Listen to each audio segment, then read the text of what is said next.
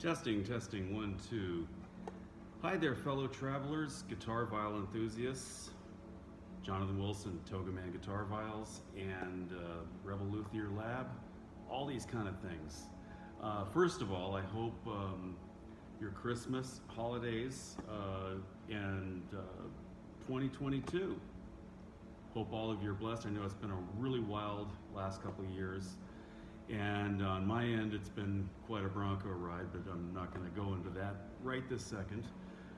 In any event, we're here. We're still here, still riding the storm out. Actually, literally, we've got a lot of rain this week, so right now I've got a lot of rain hitting the roof, so if it sounds like it's sprinkling and tinkling, well, it sure is. In any event, I wanted to catch up on what the events of 2021 have been. Some of you know who've been following my blogs that probably somewhere in June, July, I had to make a major pivotal decision. I no longer had an assistant, being my stepson, who's gone on to his own career path after 4.5 wonderful years of some great instruments. But it became very clear that suddenly, you know, I'm solo indefinitely. And so what I've done is I had to really go to a project that I've been working on for the last, let's say, 7 years. And it's gone in fits and starts, and it's had its wild Bronco rides along the way. Thanks to various bureaucracy nuisance and other things that just kind of shuffled in there. I won't go into the whole thing. That's a story by itself. In any event, so producing the way forward though, and that's been the goal of this year. And this project that I've called the 10X, basically, I thought I was going to 10X my life, but apparently it just became 10X harder than I've ever had to work. But anyway, it's basically a composite-based instrument, and I'll go into some other things about it. This is the hull shell and the engineering copy that I'm tearing apart and getting all the last little bugs worked out before I actually hit this button. I've essentially had to take the last 6 months and make up for 6 years of, you know, very rough sailing on the project in terms of just the fits and the starts. But also it wound up being, you know, it turned out to be the engineering feat of my whole entire life or career, it turns out. Perhaps it's not enough to, you know, radically design an instrument for my own purposes and then it gets embraced by the film and TV industry soundtrack composers, and which I'm grateful for, and it's had me on this sort of like, I don't know, tip of the pitchfork hamster wheel for the last 20 years, getting these things reproduced. And I really had to, you know, there was a lot of developments that I've had to kind of evolve and do along the way. So I haven't really returned to the deep engineering that I did, you know, so many years ago, or just it's sort of like this is another chapter of it, and this is this is it. So we started. I started back in I think 2013, 2014, 2015, somewhere in those 3 years. I was working on a new type of fingerboard because we've had rough sailing with that. Earlier instruments had ones that were guitar fretted, and I had a very limited amount of geometry and wiggle room with that because the frets just wanted to fly out. Went to something CNC'd, polished out the frets, and made them like jewelry wire.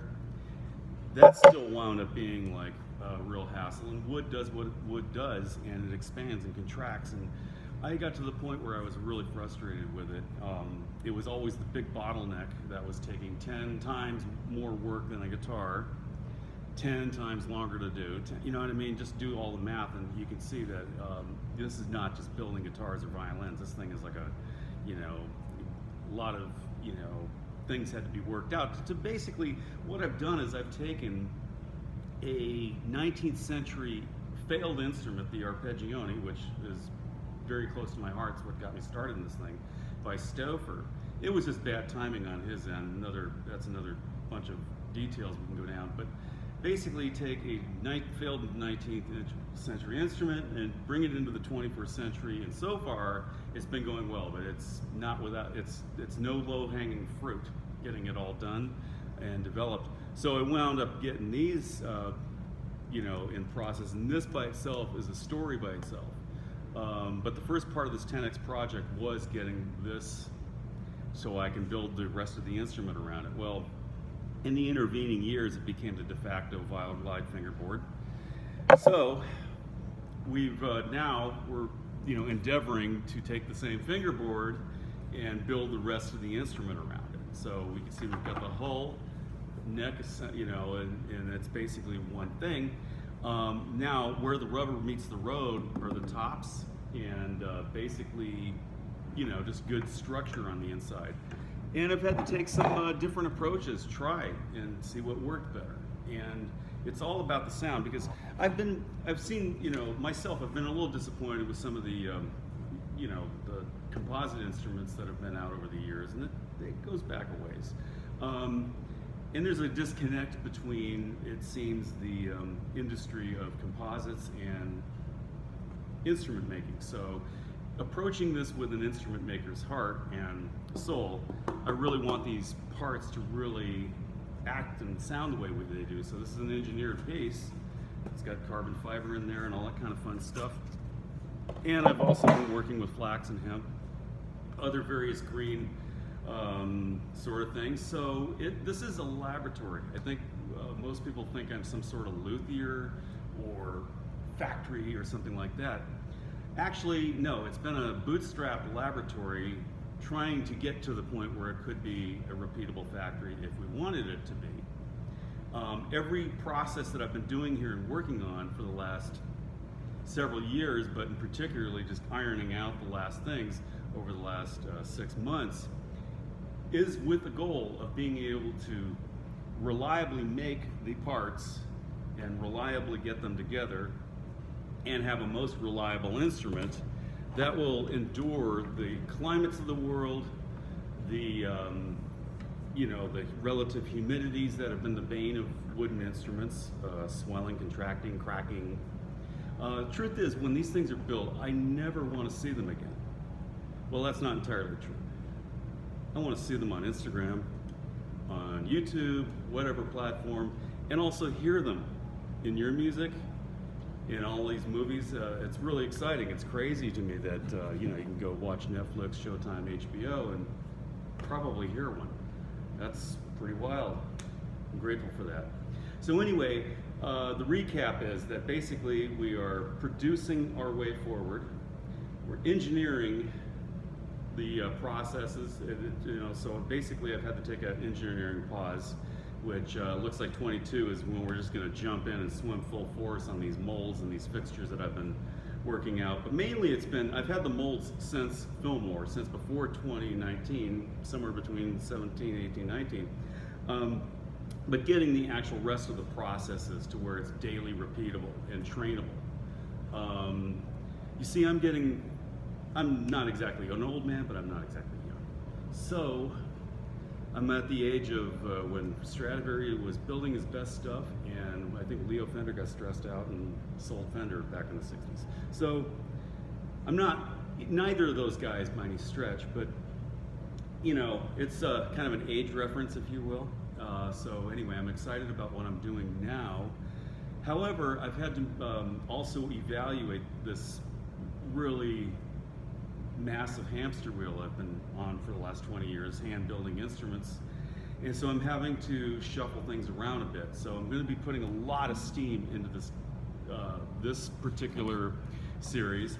And we'll talk about these on some other blogs. We can do wild things with the tops, graphics perhaps, all kinds of stuff down the road. But the main thing is it's got to sound great and play great. And it's got to be the most, technical. We're talking state of the art here. State of the art, or better. I try to one up the last yesterday's build all the time. So we're makers of what's next, and the past rocket stages of how to, so anytime anybody asks me about models I've made a long time ago, there's reasons why they've evolved a bit. And so we're answering the question, if we were to make one model, what would it be like?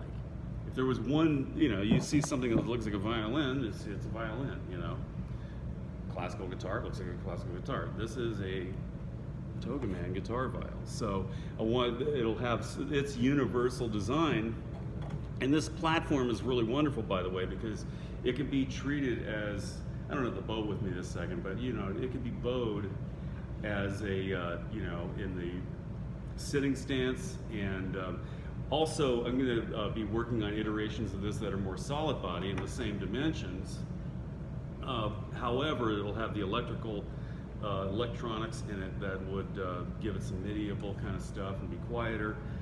These things can pump out some volume acoustically, and anyway, you could they could be treated as like a Despala. It could be thrown on the floor as a cello, or played in its intended TogaMan type of style. So anyway, I'm really excited about it. So if I go off on tangents, it's just because I'm excited about these things.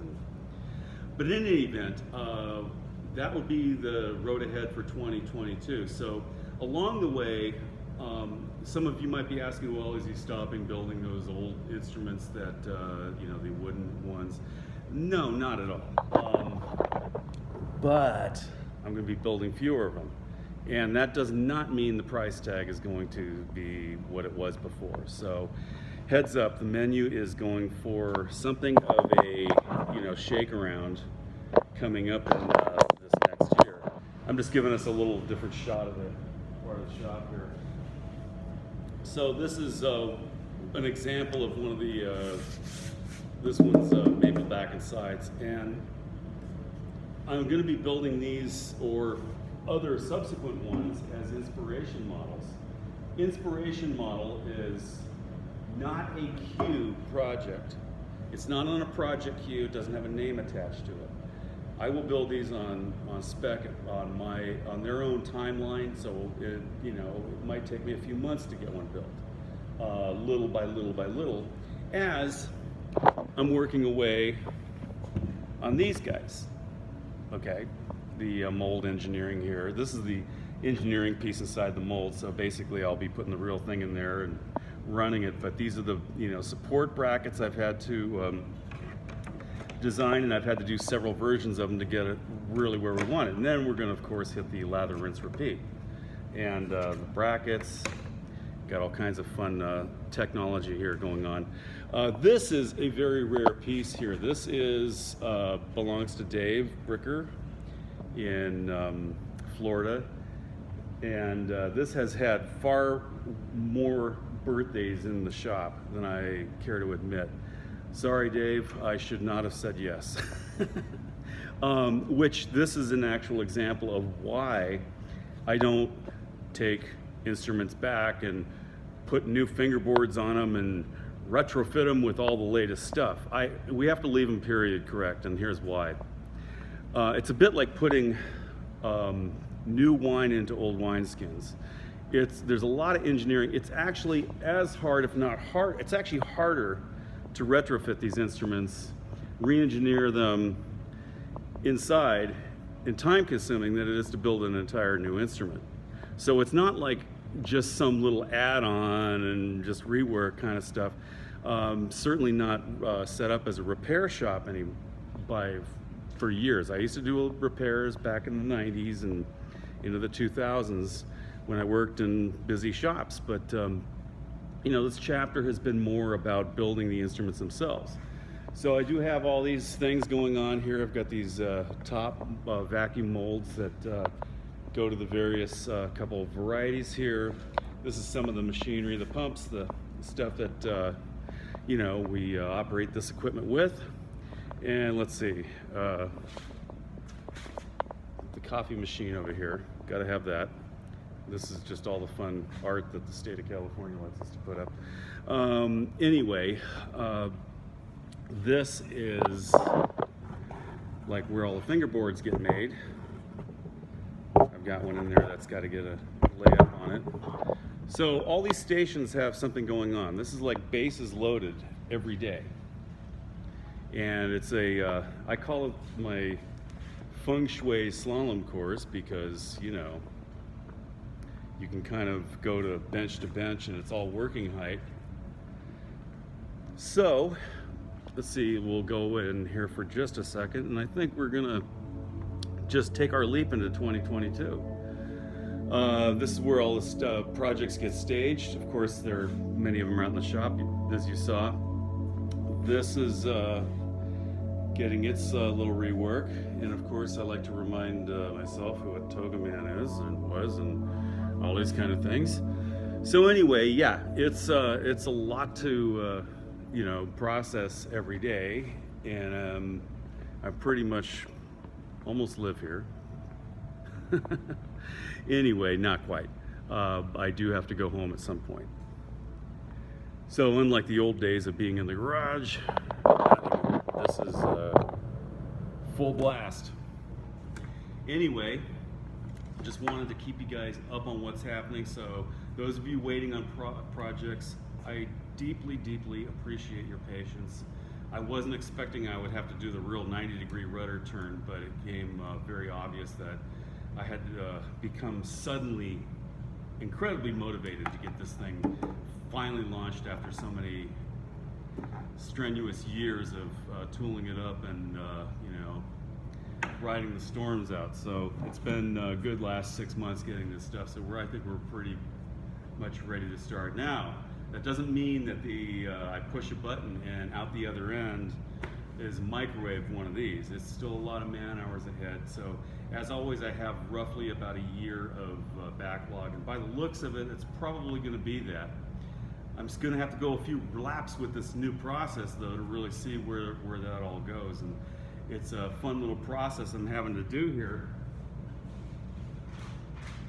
Quite literally, I mean, I'm having to like have a little, you know, anatomy part sheet here and how long it takes to make each part and when I can do it, and sort of, you know, how we can parallel manage. Okay, we got a few things in the drying over here, we do this over here, so the day gets pretty wild. And of course, you know, I do get visitors, and I do have to do all the other admin minutia, which really cuts in, but it is what it is. It's a business. Anyway, wishing you all the best. Have an exceedingly awesome Christmas holiday 22. Stay inspired, and let's crush it in 22.